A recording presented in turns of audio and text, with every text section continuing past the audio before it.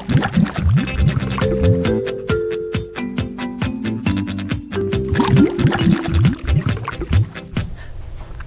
name is Carrie Ryan, and I'm here at Kepler's. I am the author of The Forest of Hands and Teeth and The Dead Tossed Waves. Both books are set about 150 to 200 years after the zombie apocalypse. There's a little bit of romance, there's a little bit of zombies, and there's a lot of trying to figure out who you are and what you want from life.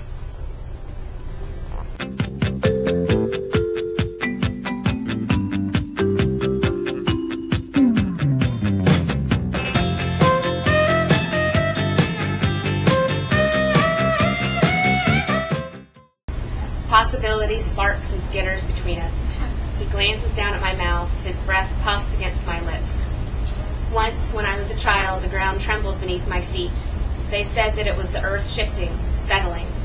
But in doing so, it threw up a massive wave. I remember standing in the lighthouse and seeing it coming. I remember the compression of air before it hit, the way everything stilled and pulled back for just a breath and held.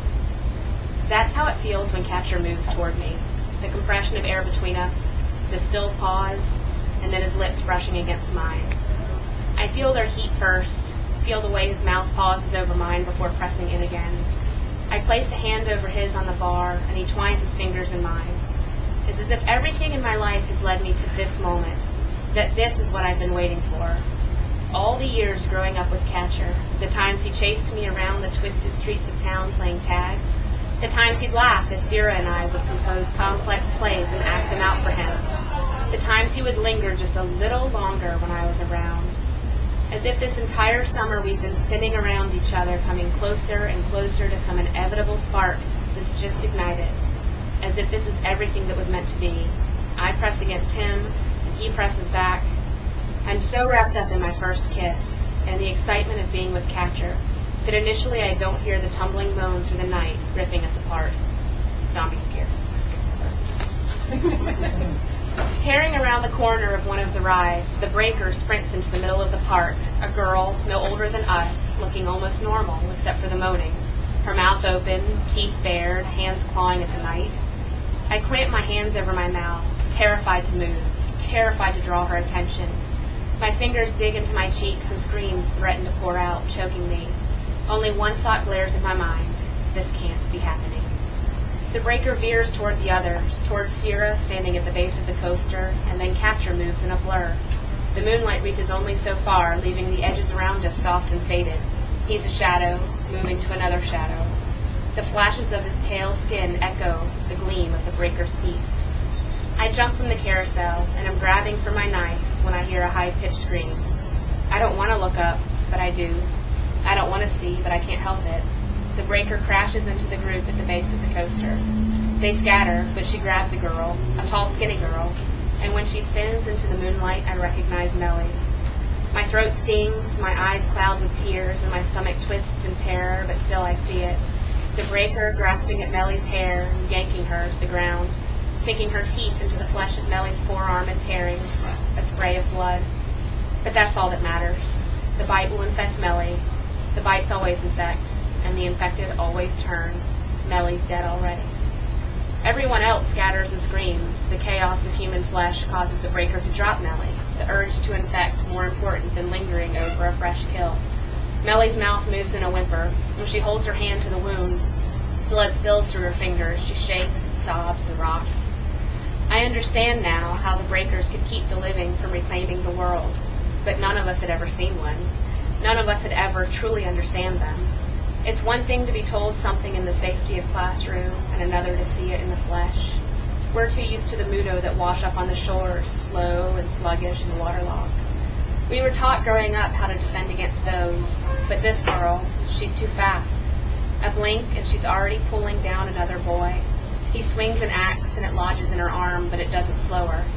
Her teeth find his throat before he can dislodge his weapon, and he falls, a stream of blood black in the night. I take a step back, wanting to run away, knowing the safest thing to do is run. But then I see Catcher. He's sprinting not toward the barrier, but toward the breaker. She veers from her next target, racing to meet him. He holds a knife in his hand, a blade that seems too small and useless against her impending onslaught. Something inside me pulls tight and loud like a scream as she draws closer to him. It happens too fast. He steps aside at the last minute. She streaks past. He grabs her hair, yanks her head back, his hand against her throat.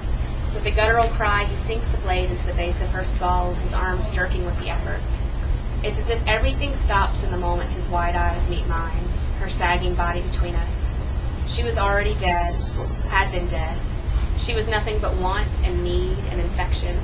But still I can see something in his face, and I know it's echoed in my own, regret and resignation. She was once a girl. She used to be like us. Her body slips to the ground, and he bends over her, pulling out his knife, placing his hands over her eyes.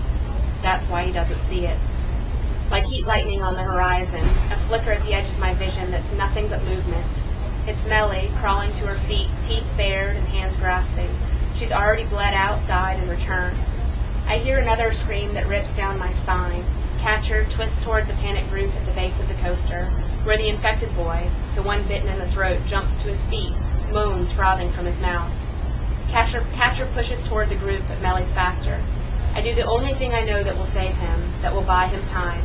I shout and yell, pumping my weapon in the night air. It works. Melly turns from Catcher and sprints toward me.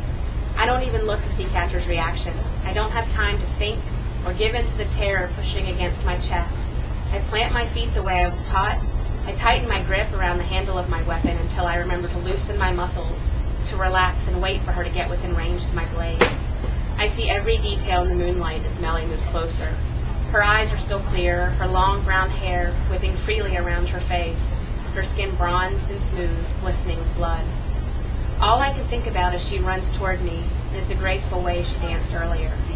All I can think about is how much I wanted to be like her, how maybe we could have been friends, how I could have tried harder to know her, how this isn't what's supposed to happen.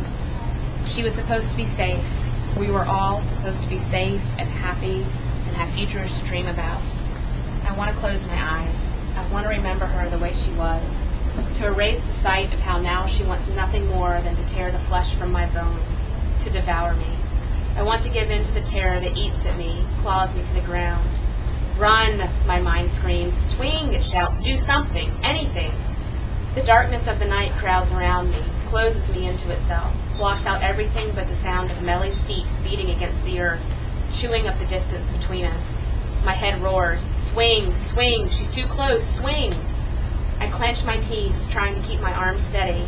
The moment stretches thin, every strand of Melly's hair floating behind her head, her mouth slowly opening, teeth glimmering. I focus on her neck.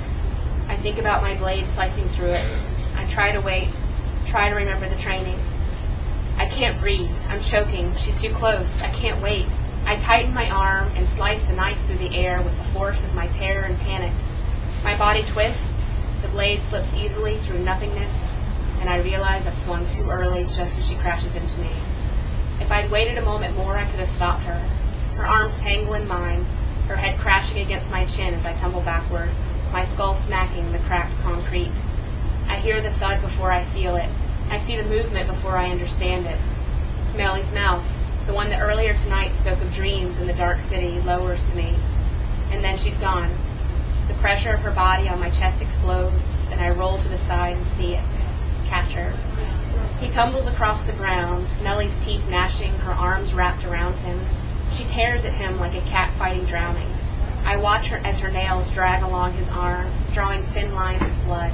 If anything, this drives her into a deeper frenzy. I try to push myself to my feet, but I stumble. I reach for my blade, but I can barely tighten my fist around it. I pull my arm back, ready to swing again, but I can't tell where one body begins and the other ends. It's flesh and blood and teeth, grunts and moans. Then there's a crunch, the sound of an old man cracking all his fingers at once. And there's nothing left but Catcher kneeling and panting.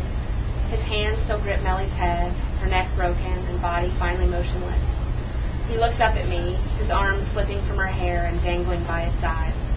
Blood pools down his forearm and drips from his fingers. But that's not what I'm staring at. I'm staring at the crescent-shaped wound along the edge of his shoulder. I'm staring at where he was bitten.